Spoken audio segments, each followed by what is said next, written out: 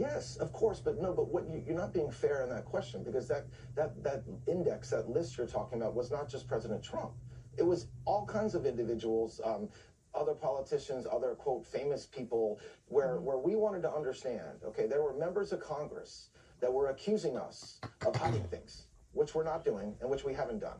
And so we wanted to understand why and where that was coming from. And it turns out there was a number of claims made by either, like I said, anonymous people, or somebody, for example, calling and saying, I used to have a roommate who told me this sensational story. So just, obviously that's not something that can be really investigated, right? What's your roommate's name? I don't remember.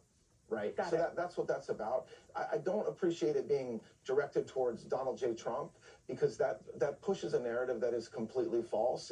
There are all kinds of people that are mentioned in the quote Epstein files that we had to look at and run down. Yeah, no, I understand. He is the only sitting president who we're talking about. I do want to move on. Former CNN anchor Don Lemon and another journalist, Georgia Fort, were arrested on Friday on charges they violated federal law during a tense protest at a Minnesota church.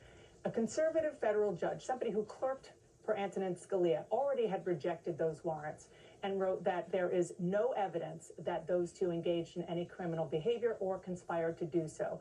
Then an appeals court held up that decision.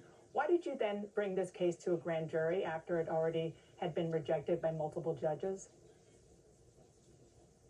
So first of all, that appeals court, you're not right. The appeals court, a judge on the appeals court said that there was clearly probable cause. There was absolutely probable cause that a crime had been committed. Okay, so it's true that they rejected the mandamus petition, but yes, by Mr. Lemon and others, it's public. And so, yes, you're right. A judge in that court had said there wasn't probable cause. But guess what? Our system doesn't allow judges to make that decision. They can make that decision to get an arrest warrant on a complaint, but only a grand jury can bring forth an indictment. And so that's what we did. We went to a grand jury, which, as you know, are 25 citizens from Minneapolis and around that decide whether there's probable cause. And that's who returned an indictment. Mr. Blanchard, I want to go, actually, I went through the entire indictment, all 29 alleged overt acts of conspiracy.